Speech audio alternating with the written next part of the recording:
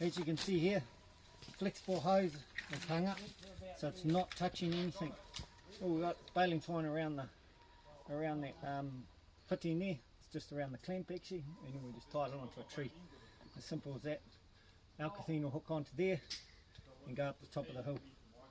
What I've got down here, you can see this is just a filter that's been made out of an old drink bottle. Drilled a whole few holes in it. It's just an old fitting, and it'll screw onto that tank fitting just like that as a bit of a filter.